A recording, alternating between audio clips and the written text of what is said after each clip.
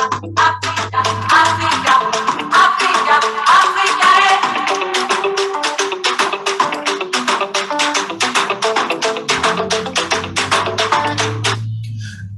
soccer fans. We're back again. This is MFC Soccer Academy, located right here in Maryland, covering the DMV area, which comprises Washington, D.C., Maryland, and Virginia. Today, we will be covering the 2022 Afcon final. And my name, once again, is Festus Chukwu, covering this year edition of the Afcon 2022. And right here with me, as usual, we are privileged to have him back again. Like he kept his word that he will always be here whenever we need him. I present to you a legend in African sports journalist, well respected all over Africa and in the world. His name is Joseph Faulkner, based in Nigeria. Joseph, say hi to my fans. Yeah, hi, it's good to be back here. A tournament that has made some of us look like we don't know what we're talking about. Several predictions going out the window, like as it's going out of fashion. But it's been an interesting tournament. It's been an enjoyable one. We've seen teams that before now we won't mention alongside some big African countries when it comes to football. We've seen them show that they've improved. They've grown from the minnows, we used to call them, to teams that should be, paid proper attention, to. And it just says well for African football. It says well for where, African football is headed. Thank you, Kali. Also with us, all the way from London, I have another brother and another friend that I've known well over 15 years now. His name is Femi Oyedola, and he is joining us also today to discuss the Afcon 2022 final. Femi, say hi to my audience, please. Hi, guys. It's afternoon here in the United Kingdom at the minute, but I'm sure it's still the morning hours in Washington, and it's afternoon in Nigeria as well. So great to see Kali on the call, Joseph Faulkner, but just amazing to see Faze as well, an incredible host. And just like he's been kind to say, my name is Femi Oyedola, and as you can see, I'm an ardent sports fan, support the greatest club in the world, Arsenal, and we're just here today to celebrate two amazing gentlemen who have helped their countries get to the final. And there are no other guys than Salah and Mane, but we'll be looking at the entire tournament as well, other things that have gone on, and just a pleasure to be able to like share my thoughts with you guys, and I hope you get a lot of value from it. And we're here to have fun as well, as always. So fantastic to put our teeth into what's been happening in the last 3-4 weeks. Great intro, Mr. Akbari. Okay, guys. For you to follow us online, you can always email us at mfcsocceracademy@gmail.com. You can check our website at Metropolitan Football. Football is spelled FUTBOL Academy, on our YouTube channel, mfcacademy.org.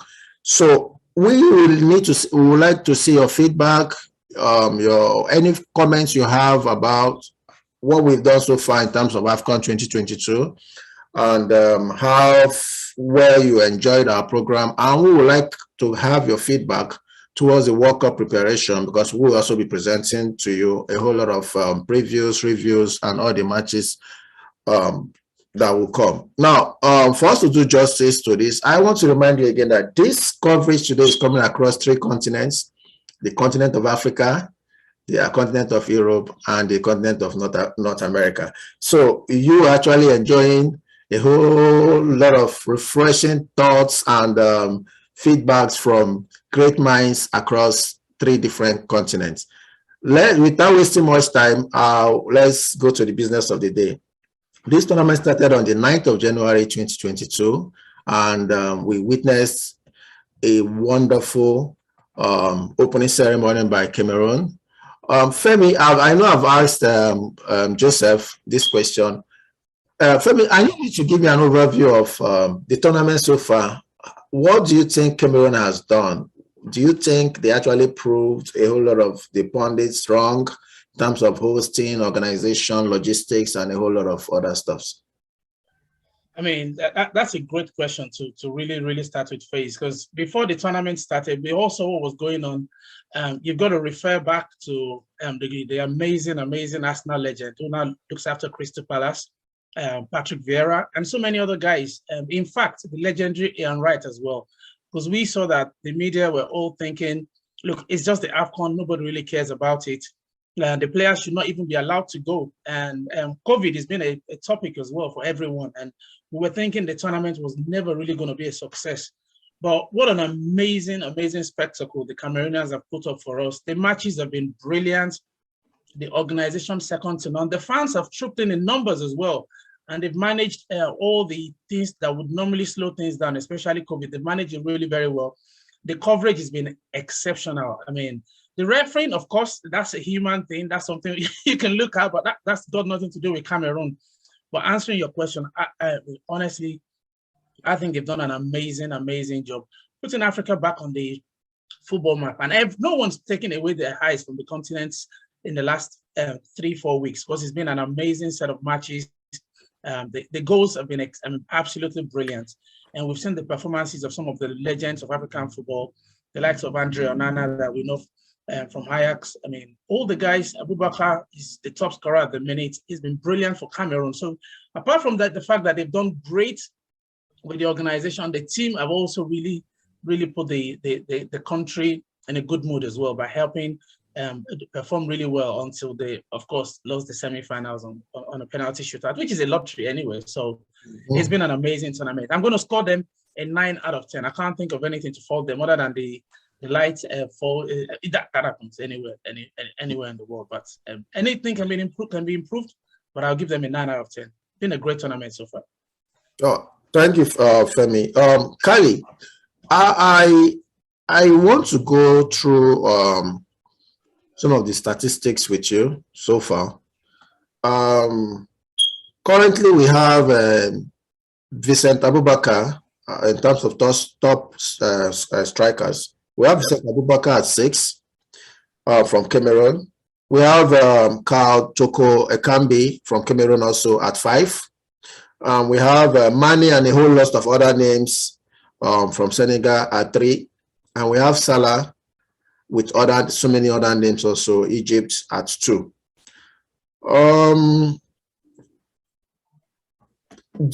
Was this what you expected? Because before this, we all spoke about the strikers, what we're expecting from the likes of Salah, Mane, and out there we are now seeing people like Vincent Abubakar. We're seeing Karl Toko Ekambi topping the strikers chart.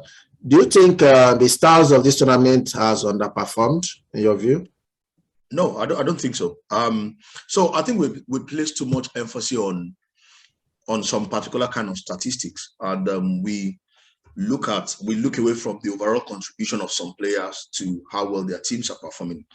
It's not just about scoring goals or creating the assists. What about creating the chances? What about helping out in the defense? What about hold-up plays? All of these things, are things I look at when I watch football. I look at how much you are giving your team beyond the end product. All of them, everybody won't score goals. Some people will score goals. Everybody won't defend. Some people will defend. We've seen goalkeepers who have saved their countries' blushes at this tournament. Just yesterday, we saw Onana with a big clanger during the game to make the second goal he conceded, against Burkina Faso yesterday. But then the team found a way back into the game, went to 3-3, went into penalties, and Onana, the same Onana who, had a game to forget, became the hero by saving one of the only penalty that was missed. He ended up saving it. So it's more than just who is scoring the goals and who's creating the assists. I think the stars of the tournament have shown. Abubakar is a star. He has shown like a million stars. Yes, I remember the preview of the tournament as well that we did, the first the show we did, I told you that people like Mahrez and Salah have not really lit up the stage when it comes to the African Cup of Nations. They've never, when it comes to scoring goals and whatever, they've never really been up there. But you look at what they contribute to, that they score vital goals or they are creating important chances for their teams. Look at El Neni. El Neni has been one of the best players in this tournament. Yes. That's an El Neni that can't get into the Arsenal side. El Neni that nobody talks too much about. You don't want to talk about the super quality players and you want to talk about El Neni. But I told you, every time it comes to Egypt, he's almost like their Maradona, or he's almost like that guy in the middle that keeps the team, moving because of how much it contributes. So I think the Stars have really shown what kind of shine you are expecting might not be what they've done, but I think this tournament has lived up to its billing. That's why we have two of the biggest African players in world football today playing in the final of the competition. And that's about how much they've helped their team, how much they've motivated their team, how much they've pushed their team, how much they've carried the team without scoring the goals or creating the assists, but they've been integral to everything that has happened at the tournament. So I think the Stars have shown, I think it's been an amazing African Cup of Nations at the end of the day. And all the players who participated, even the ones who went out in the first round, trust me, they will be super, super happy that they've been part of this. I hear you, Joseph. But I may have, I think I have a slight differentiating view from what you've said, but I want to leave it at that. But I want to ask Femi this also. I really want you to comment on this particular topic, but I want to bring you in, Femi. I totally agree with Joseph on this, because for me, I think the Stars really have not lived up to their billing. Because there are so many stars we can't run away from stars. My opinion, Joseph. I'm just so like, what's your definition of a star?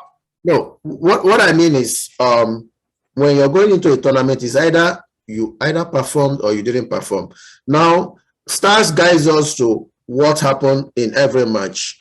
We can't take away stats because stars guide us. Stars makes it objective and not subjective. But when stars actually make it statistics make it one-sided, because all you're looking at is who scored the goal or who created the assist. Give me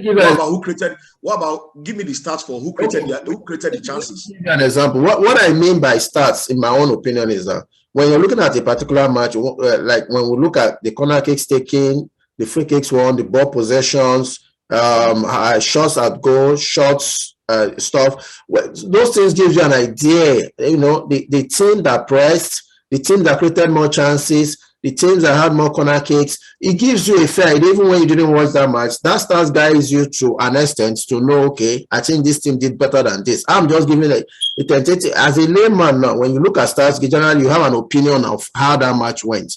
Now, you're talking about... that's why I agree with the part where you say, oh, as a layman, he looks at that, but from a deeper point of view and a professional point of view, they start to make it one-sided. So how much, let's take for instance, Egypt in their last game. Egypt had better possession. How much of the possession did Salah have? Or how much of the possession did El Neni have? Egypt had about 200 and something completed passes. How much of it was from Salah? How much of it was from whatever?